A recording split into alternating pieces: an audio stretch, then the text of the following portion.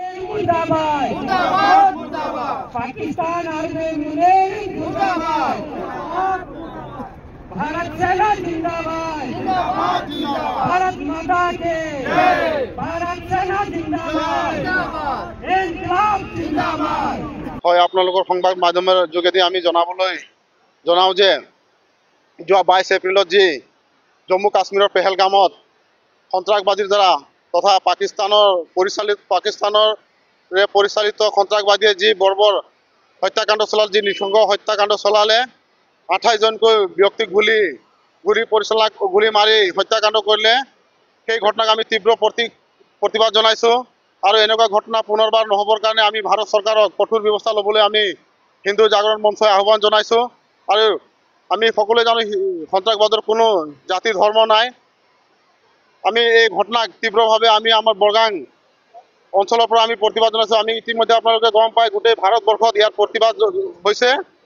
সেই হিচাপে আমি বিশ্ব হিন্দু পৰিষদৰ নিৰ্দেশ মৰ্মে আমি হিন্দু জাগৰণ মঞ্চই আজি এই কাৰ্যসূচী ল'বলৈ আমি হাতত লৈছিলোঁ।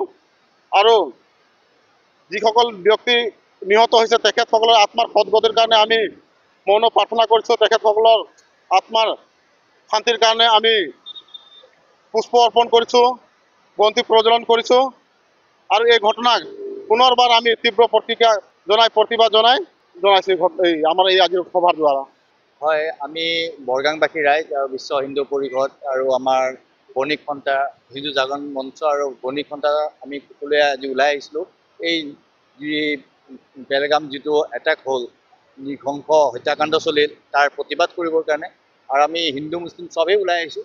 আমি সন্ত্ৰাসবাদী কোনো ধৰ্ম নাথাকে, কোনো জাতি নাথাকে, গতিকে আমি চবেই ওলাই আহিছোঁ। আৰু আমি এইটো ধিক্কাৰ দিছোঁ, এনেকুৱা গৰিহণা দিছোঁ, এনেকুৱা ঘটনা আৰু হ'ব নালাগে। আৰু পাকিস্তানক উচিত এটা শাস্তি দিব লাগে। আমাৰ গভৰ্ণমেণ্টৰ ওচৰত আমি এইটোৱে দাবী কৰোঁ যাতে এনে ঘটনা আৰু যাতে কেতিয়াও নহয়, এইটোৱে আমি বিচাৰোঁ।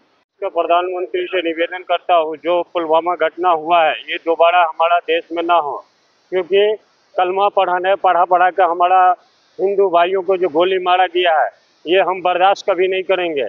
और जैसे सेना का हाथ खोल दिया वैसे हमारे बजरंग दल को अभी हाथ खोल दे, हम इस गद्दार को सबक सिखा देंगे। बॉर्डर पर जाके सबक सिखाएंगे ताकि उसको पता चल जाएगा जो हिंदुस्तान में कितना ताकत है। और हर मोड़ पर जवाब देने के लिए हम भारतीय तैयार है। हम अब्दुल कलाम पैदा करते हैं, वो हाफिज सईद पैदा करता है, वो लादेन पैदा करता है।